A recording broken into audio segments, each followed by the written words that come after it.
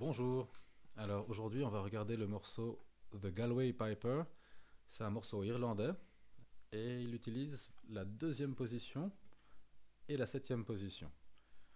Pour rappel, quand on parle de deuxième position, c'est quand on commence avec le premier doigt sur la deuxième case et après on utilise un doigt par case.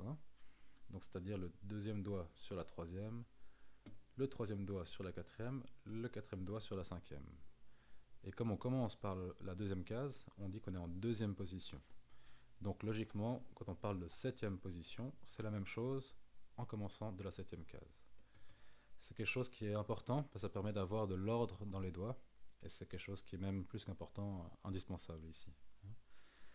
Alors on commence donc en deuxième position, c'est donc le deuxième doigt qui s'occupe du Ré, donc case 3, corde 2, et comme au début du morceau, il y a deux dièses à la clé, ça veut dire que tous les Fa et tous les Do sont dièses. Donc on a donc le Fa dièse juste après, qui se trouve sur la deuxième case, première corde. Ces deux doigts, il faut les garder, parce qu'on en a besoin jusqu'au milieu de la deuxième mesure. Alors, on y va.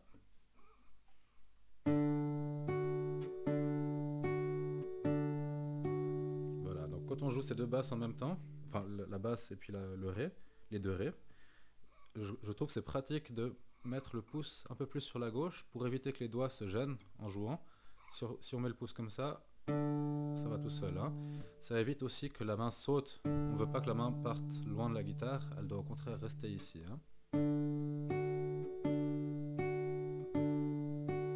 fois qu'on est arrivé là, on utilise le deuxième doigt pour jouer le Sol, qui est sur la case 3 de la première corde. Donc ça fait Sol, Fa dièse, Mi, Ré et Do dièse. Après, on a le Mi à vide. Dans l'idéal, il faudrait garder le doigt sur le Do dièse. Au début, ça peut être un peu difficile, mais si on fait bien un pont par-dessus la corde de Mi, ça marche tout seul. Donc il faut un petit peu arrondir le doigt.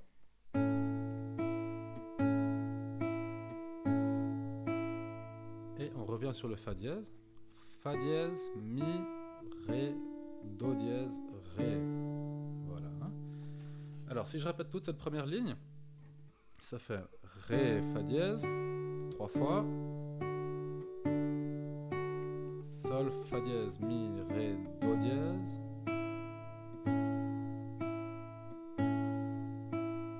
Fa dièse, Mi, Ré, Do dièse, Ré. Alors, on remarque qu'on n'utilise que les deux doigts, le 1 et le 2, ici à la main gauche.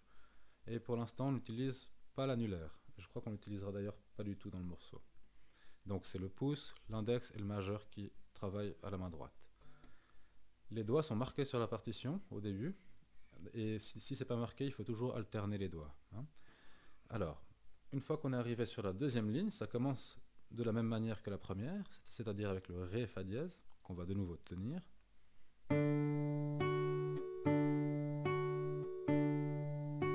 Et là, on va utiliser le quatrième doigt sur la cinquième case.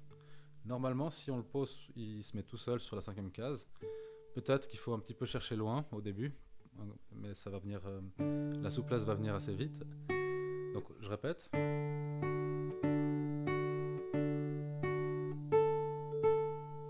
Et une fois qu'on est là, on se prépare pour toutes les doubles croches qui arrivent.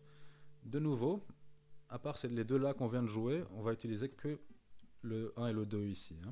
Donc ça fait Sol, Fa dièse, Mi, Ré, Do dièse, Ré, Mi, Fa dièse, Ré. Alors je répète la deuxième ligne.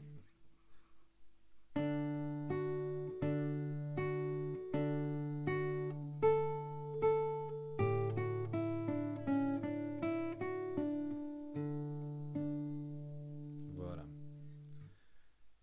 Alors, je vais jouer maintenant ces deux lignes ensemble. Et il faut bien faire attention à bien respecter les doubles croches. Il faut bien qu'elles soient deux fois plus rapides que les croches. Vu que c'est quand même quelque chose qui est dansant. Donc le rythme doit être assez métronomique ici. Alors on y va.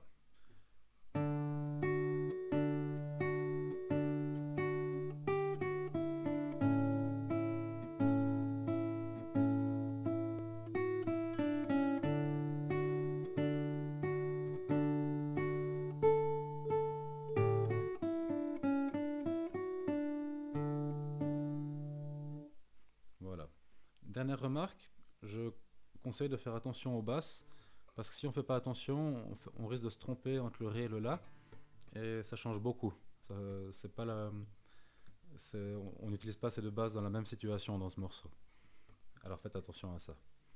Bien, maintenant on arrive à la troisième ligne, donc on monte en septième position. Donc comme j'ai dit avant, on se prépare déjà avec, avec tous les doigts nécessaires, c'est-à-dire avec le quatrième doigt sur la case 10, donc le ré, le troisième doigt sur la case 9, le do dièse, et on a encore besoin du premier doigt sur la case 7, le si. Alors, une fois qu'on a fait ça, on joue toutes ces notes. Et une fois qu'on est arrivé là, il faut passer sur la deuxième corde. Donc le quatrième doigt, toujours sur la case 10, logiquement, il vient se mettre sur le la de la deuxième corde.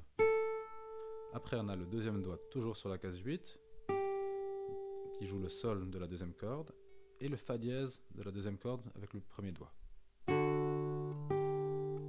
Après, ça remonte par le même chemin. Je répète ça. Donc, première corde, deuxième corde, voilà.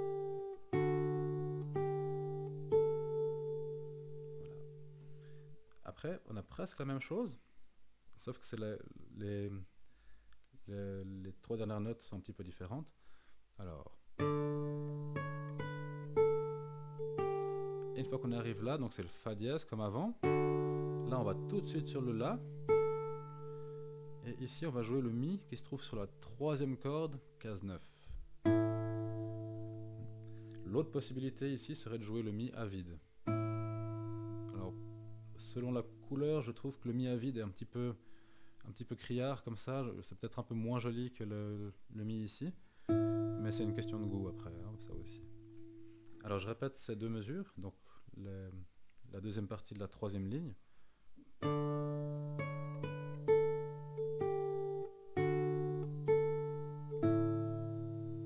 Voilà. Sur la dernière ligne, ça répète note pour note ce qui est juste en dessus, donc ce qu'on a vu avant.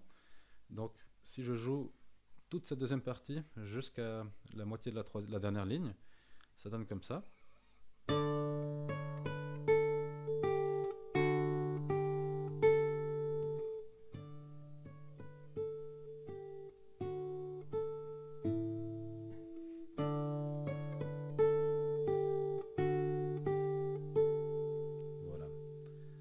On remarquera que j'ai fait comme c'est marqué sur la partition, donc il y a un forte, après ça devient piano, et puis après ça devient mezzo forte. Donc ça c'est important de respecter. Et après on va en position 1, donc là il n'y a rien de dur. En même temps je pense qu'on pourrait même utiliser la position 2, c'est ce que je vais d'ailleurs proposer ici plutôt. Donc on revient en position 2, et donc c'est le premier doigt qui joue le la, après on fait le si à vide, après on a le do dièse aussi avec le premier doigt, le ré qui est juste à côté avec le deuxième doigt, le mi à vide, le fa dièse et le ré. Donc avec le rythme ça donne comme ça.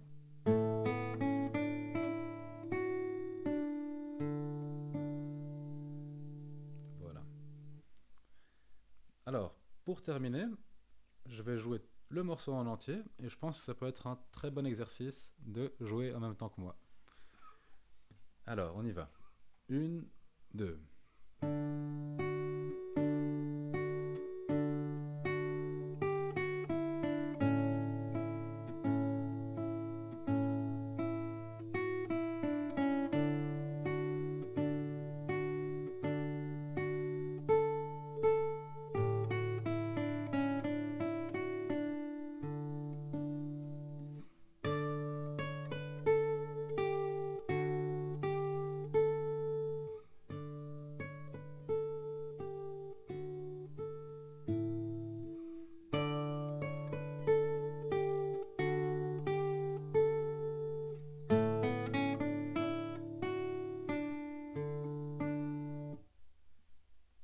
Voilà, à la fin on étouffe tout de suite le son parce qu'il y a un silence qui vient tout de suite après l'accroche. Alors j'espère que cette vidéo aura été utile et bon travail et à bientôt.